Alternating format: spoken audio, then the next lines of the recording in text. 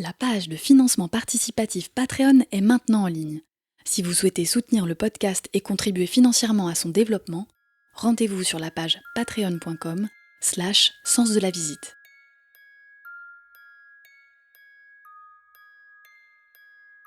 Sens de la visite, le podcast qui écoute Vos histoires de l'art.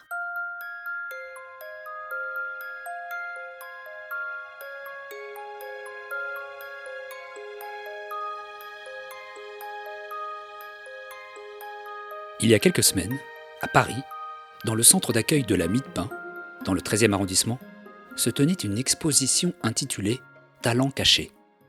Organisée par l'association Filia, elle regroupait plus d'une centaine d'œuvres d'art réalisées par des détenus, venant d'une dizaine de centres pénitentiaires d'Île-de-France et de ses alentours.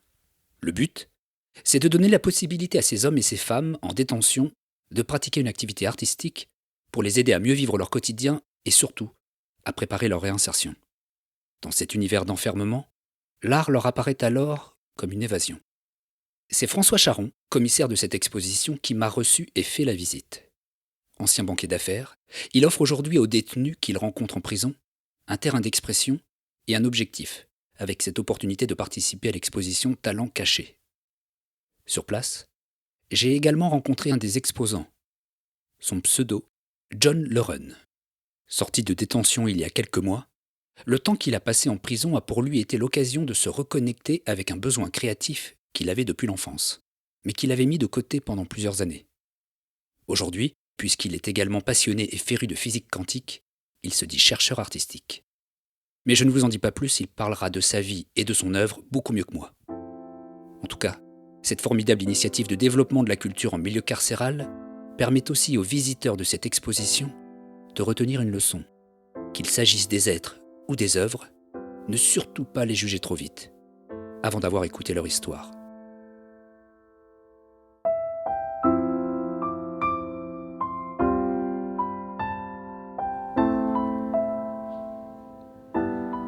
C'est une initiative qui remonte à 25 ans, avec le soutien toujours de l'administration pénitentiaire. François Charon, commissaire de l'exposition Talents cachés. Au travers de ces œuvres, nous essayons de montrer quelque chose de beau de la part de personnes qui ont fait des mauvaises choses. Voilà, c'est ça un peu l'idée, c'est de redonner une certaine dignité à ces personnes. Nous faisons une sélection en prison des œuvres. Nous les rencontrons et nous les faisons parler sur leur art. On ne cherche pas à savoir ce qu'ils ont fait, c'est pas notre affaire, mais pourquoi ils font ces œuvres et comment ils les font. Et très très souvent, lorsqu'ils parlent de leur travail, ces personnes ont les yeux qui pétillent. Donc c'est vraiment quelque chose qui les fait revivre quelque part. Parce que ce qu'il faut savoir, c'est que nombre d'entre ces personnes ont souvent perdu le respect d'eux-mêmes. Ils ont perdu le respect de la société, bien sûr, mais ils ont perdu parfois aussi le respect de leur famille. C'est un moyen pour ces personnes de se réhabiliter à leurs propres yeux. Ce qui fait d'ailleurs qu'un certain nombre d'œuvres ici qui sont exposées sont des œuvres qui ne sont pas à vendre. Parce qu'en fait, les personnes détenues les destinent à leurs amis ou à leur famille.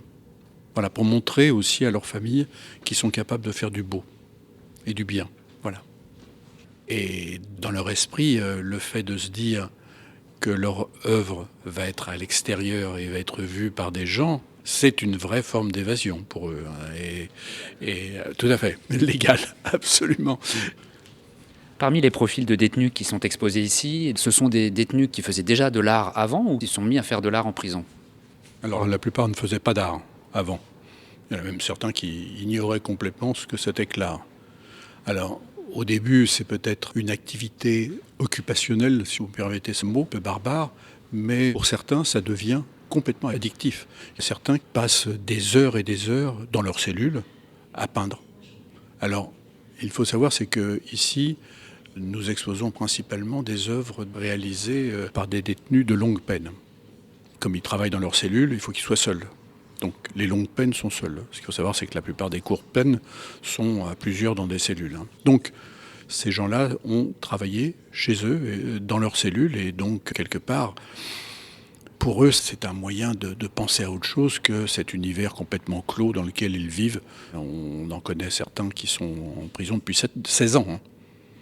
que faire quand on est entre quatre murs, enfermé pendant des années, des années, des années, si on n'a pas une activité, quelle qu'elle soit. Alors, dans certaines prisons, il y a des ateliers d'écriture. Et même dans certaines prisons, on peut faire du théâtre, on peut faire de la musique, etc. Alors, des fois, on a la remarque de visiteurs qui connaissent mal l'univers de la prison et qui disent « Mais alors, c'est le Club Med en prison ». Non, la prison, c'est pas le Club Med. Il m'arrive de donner des cours en prison dans une autre association. Quand on passe 3-4 heures dans cet univers clos, on n'a qu'une envie, c'est d'en sortir, hein, c'est sûr. Donc, je veux dire, la punition, elle est là. Hein. Mais voilà, c'est un moyen de s'occuper l'esprit. C'est aussi pour eux le moyen de rêver à quelque chose. Un paysage, ça peut être un visage de femme, ça peut être... tout devient possible.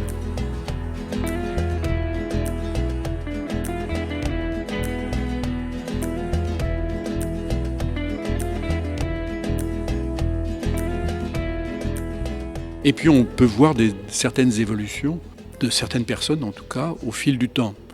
Il y a ici un tableau qui est un tableau que je qualifierais de bisounours, qu'on appelle l'arbre à cœur. Je connais le détenu. C'est un détenu que j'ai vu il y a 2 ans dans une prison de la région Île-de-France, qui avait commencé à peindre et qui avait peint des choses très très sombres, et notamment une sorte d'arbre tout noir, composé de kalachnikov, et au-dessus de cet arbre, il y avait une petite fille en rose. Et en fait, ce détenu m'expliquait que il avait fait des choses terribles, il avait manipulé les kalachnikovs, donc puis il y est pour quelques années, donc il y a sans doute eu crime de sang. Donc il vivait dans le mal, et il a eu une petite fille, et ça a transformé sa vie. Il a compris qu'il y avait peut-être autre chose que les kalachnikovs dans la vie, et notamment sa petite fille. Donc il le traduisait dans ces tableaux très obscurs, et vous voyez, 2 ans après, il fait un tableau où on voit, c'est très coloré, un arbre avec plein de cœurs, et une petite fille qui, avec son filet, capte les cœurs qui s'envolent. Donc, à travers sa paternité, ça traduit une vraie évolution. Donc l'art peut transformer. Voilà. Mais en tout cas, pour certains, le projet sur lequel on les fait travailler leur donne un espoir au moins. Votre activité associative, est-ce qu'elle vous donne foi en l'humanité, ou est-ce que c'est désespérant à la fin ? Et c'est toujours une très très bonne question. Moi, je crois en l'homme. Alors donc, je crois en la perfectibilité de l'homme. Donc, sans ça, je ne ferais pas ça. Hein. Le fait que ces gens, un jour, vont ressortir de prison, autant qu'ils sortent avec du beau dans leur tête, avec le sentiment qu'ils sont capables de faire des belles choses, de faire le bien. C'est pour moi, ce sera le succès. Vous savez, quand vous faites de la prison, vous payez. Hein. L'enfermement, c'est très très très dur, c'est une grosse punition. Donc voilà, il faut donner sa chance, et si nous contribuons à redonner un peu d'espoir aux gens, un peu de dignité, tant mieux. Monsieur Charbon, c'est monsieur. Rencontre avec John Lereune et sa passion pour l'histoire de l'art et la physique quantique. Bonjour. Enchanté. On est face à votre œuvre. Est-ce que déjà on peut commencer par la décrire rapidement ? Oui. C'est un modèle d'univers à 5 dimensions proposé par Advali, Gabadadze et Porati en l'an 2000. Qui sont ces... Moi, je suivais les cours de Françoise Combe du fait de mes recherches en physique quantique pour mes travaux artistiques, parce que je me considère comme un chercheur artistique en physique quantique, pas un artiste. Pour moi, c'est aux autres de dire si je suis un artiste ou pas. Moi, je ne vais pas me considérer comme... Mais en attendant, ça, c'est sûr que je suis un chercheur artistique en physique quantique. Donc, je suivais les cours de Françoise Combe au Collège de France. Et dans un de ces cours de 2015 qui parle de l'énergie noire, parce que l'énergie noire aussi, ça m'intéresse, en termes de représentation artistique, pour trouver des nouvelles formes et des nouvelles choses à représenter artistiquement, en fait. Parce que moi, j'ai envie de sortir de l'art contemporain. Pour moi, par exemple, pour vous donner une idée, Quand j'étais petit au XXe siècle, je pensais que les voitures elles allaient voler au XXIe siècle. Et là, je me rends compte que c'est les politiciens qui volent. Donc, qu'est-ce qu'on fait pour qu'on soit digne d'être humain, des êtres humains doués de cerveau, quoi. Réfléchir sur la physique quantique, c'est pas quelque chose qui est facile à faire, dans la mesure où il y a 5% de l'univers qui nous est connu. Les planètes, les galaxies, l'univers, il n'y a que 5% qui nous est connu. 95% qui nous est inconnu. Je veux dire, on commence quand ? Quand est-ce qu'on commence ? Moi, j'ai envie de renouer avec les artistes anciens, les illustres, ceux qui avaient recours à la science, notamment les artistes hollandais ou encore Léonard de Vinci, qui s'intéressaient à beaucoup de domaines dans l'univers des sciences et qui retranscrivaient ses connaissances dans sa pratique artistique. Et ça a eu pour but de donner une autre vision du monde, de faire connaître un nouveau monde à ses contemporains. Et si on a appelé cette période la Renaissance, c'est pas par hasard. Je sais que Saint-Simon, il disait que la société devait être dirigée en fait par les industriels, les savants et les artistes, qui devaient travailler et collaborer à une société nouvelle et donner des impulsions, donner des directions. Et donc moi, c'est ça que je veux à travers la physique quantique dans l'art, c'est de vraiment donner une impulsion intellectuelle. J'ai l'impression qu'il n'y a plus rien, quoi, que l'encéphalogramme de l'art, il est plat, quoi. Je voudrais tourner la page de l'art contemporain. C'est ambitieux, ça? Ouais. Et en proposant la peinture quantique ou l'art quantique. Et je milite même pour la création d'un département des arts scientifiques, où il y a des artistes qui auraient une appétence scientifique et des scientifiques qui auraient une appétence artistique pour qu'ils travaillent ensemble pour créer de nouvelles formes. Et donc c'est pour ça que moi je me suis intéressé à ce modèle d'univers à 5 dimensions que j'ai récupéré du cours de Françoise Combe, qui n'a pas été retenu dans l'accélérateur de particules, parce que malheureusement la supersymétrie elle n'est pas apparue, mais que moi j'ai recyclé artistiquement pour, d'une part, à quoi ça ressemble le monde quantique, parce que c'est quand même le monde de l'infiniment petit, donc on sait vraiment pas grand chose. Là pour moi je considère qu'on est dans la saison 2 du quantique. La saison 1 c'était avec Einstein, Heisenberg et Bohr, tout le XXe siècle dernier. C'est bon, on sait que le photon c'est à la fois une onde et une particule. Maintenant, j'ai envie de siffler entre guillemets la fin de la récréation et passer vraiment à la saison 2 du quantique. Et donc du coup c'est pour ça que j'ai envie de m'intéresser à ce thème-là de la physique quantique, qui est certes extrêmement complexe, mais moi je fais le travail de compréhension et ensuite de démocratisation à travers l'art. Et pourtant je suis nul en maths. Je vous sors mes bulletins de classe là au collège, j'étais absolument nul en sciences. Vous dites que vous étiez nul en sciences au collège, mais à vous écouter depuis quelques minutes, j'ai l'impression, et c'est pour reprendre un terme physique, votre cerveau est en fusion. Absolument. Moi, j'ai trouvé une copine à mon cerveau, comme je dis souvent, et c'est la physique quantique. Qu'est-ce que c'est la physique quantique? En 2 phrases. C'est les lois qui régissent le monde de l'infiniment petit. C'est-à-dire que c'est les lois qui disent comment, même si c'est contre-intuitif, comment les particules se comportent dans le monde de l'infiniment petit. C'est-à-dire que les atomes, les photons, les neutrons, les protons, les gravitons, les neutrinos, c'est la physique quantique qui en régit les lois.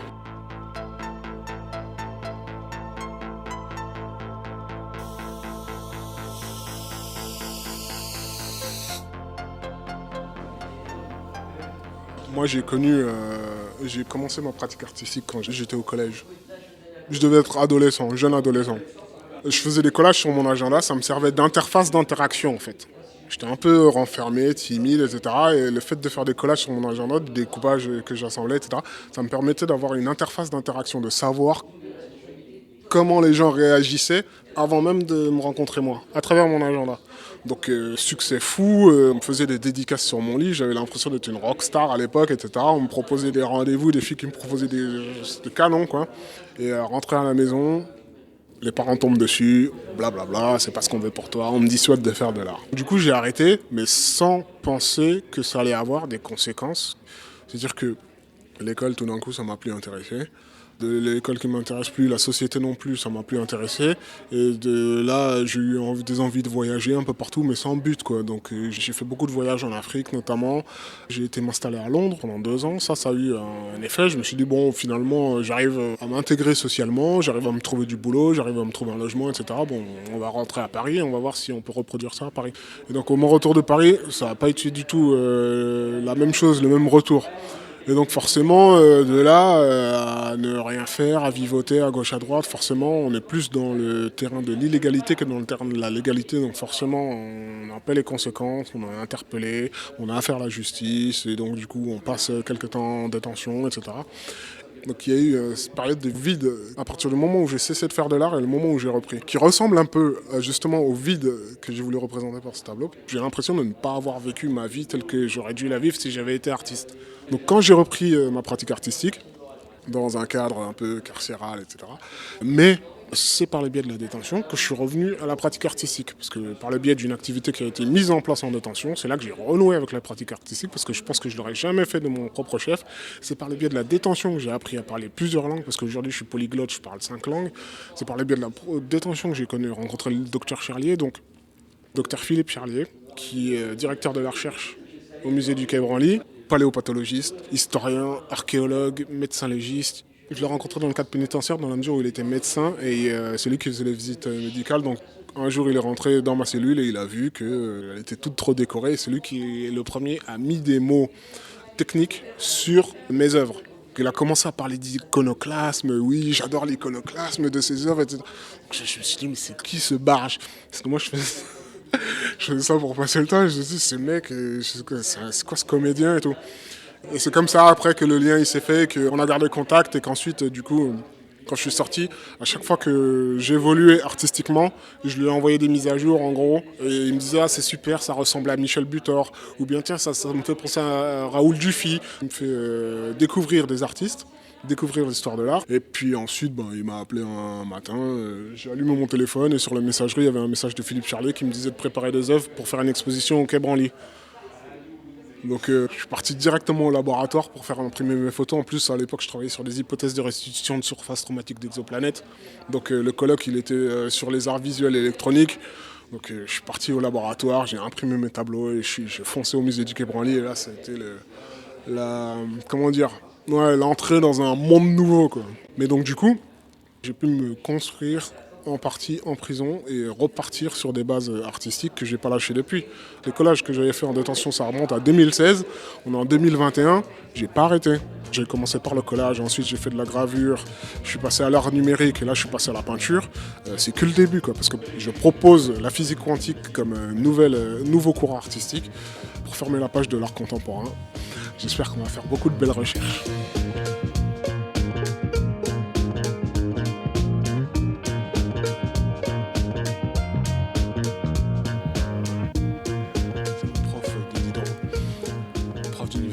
Et c'était lui qui me donnait les cours à la santé, quand j'étais à la santé. Donc, si vous voulez, à 6 ans déjà, moi j'étais très admiratif de François Mitterrand, de sa culture, de son élocution. Donc j'essayais de parler comme lui déjà à 6 ans. Ensuite, à 10-11 ans, je me levais à 5h du matin pour aller travailler au marché aux puces. Donc très tôt, très jeune, moi, j'avais déjà un cerveau d'adulte dans un corps d'enfant, quoi. C'est ce cerveau-là qui te pousse sûrement aussi à vivre des choses fortes, des émotions. Et donc parfois on passe de la légalité à la légalité quand on devient plus adulte. Parce qu'en fait c'est toujours ce besoin de sensations fortes peut-être. Il y a aussi la colère aussi, là, face aux inégalités. Mais c'est vrai que oui. Comme quand je suis allé en Martinique en détention là-bas pendant 3 ans. Que je suis tombé vraiment avec des narcotrafiquants sud-américains. J'étais figé, je me disais, mais moi, de mon petit quartier à Paris, je suis face à des narcotrafiquants dont j'ai entendu parler toute ma vie dans des documentaires, des types extrêmement dangereux, etc. Mais au final, je suis tombé sur des types, leurs problématiques c'est les mêmes, ils avaient des galères à avoir des mandats, et il fallait qu'ils joignent leur famille, etc. Et moi, je les aidais. Moi, je maîtrisais les langues, je parlais espagnol, je parlais anglais, je parlais français, je parlais créole. Donc forcément, ils avaient besoin de quelqu'un qui puisse faire le lien avec d'autres détenus qui, eux, étaient autochtones et qui pouvaient leur trouver des téléphones portables pour pouvoir appeler leur famille, pour qu'ils puissent leur envoyer des mandats, des vêtements, des conneries comme ça.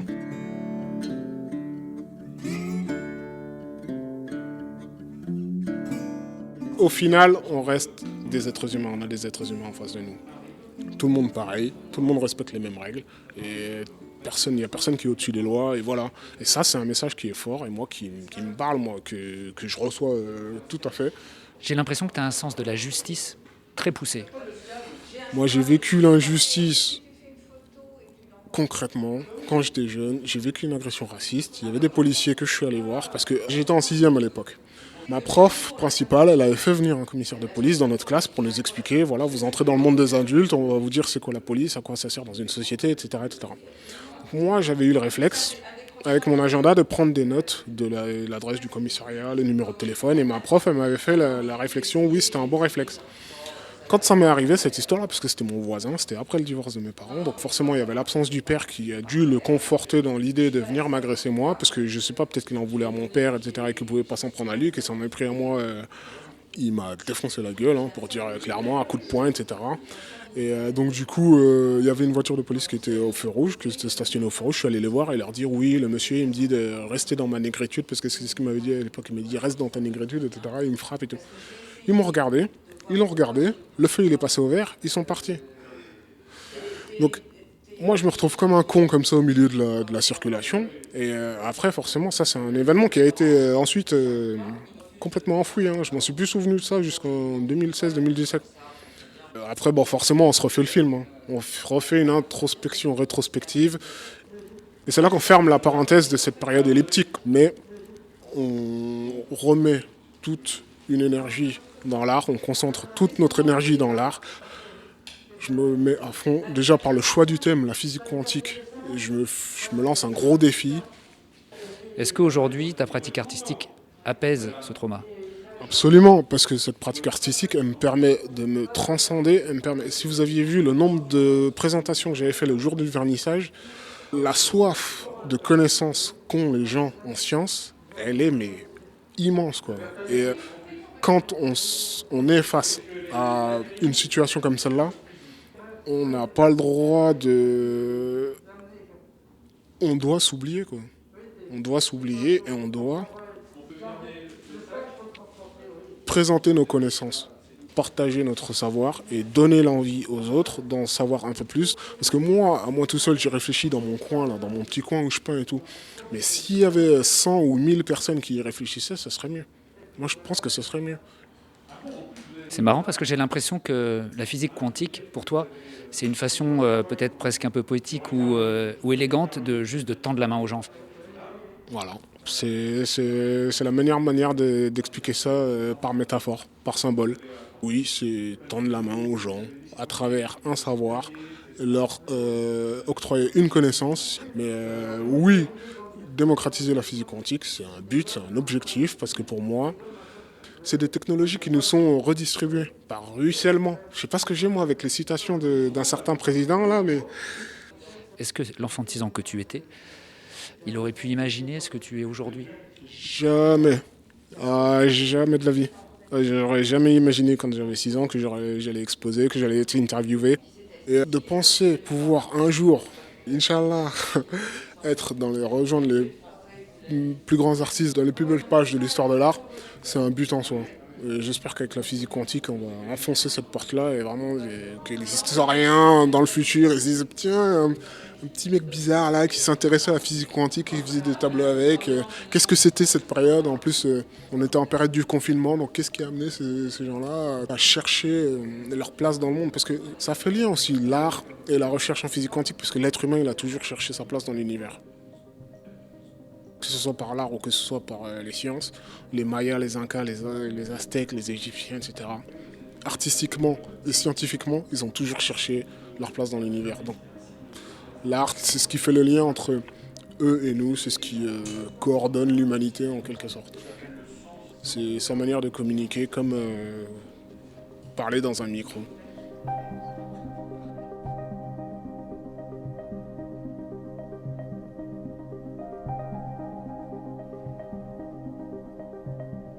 Devenez puissant dans vos domaines en termes de connaissances et ensuite redistribuez ces connaissances-là, partagez-les, devenez les ambassadeurs de votre connaissance, quoi.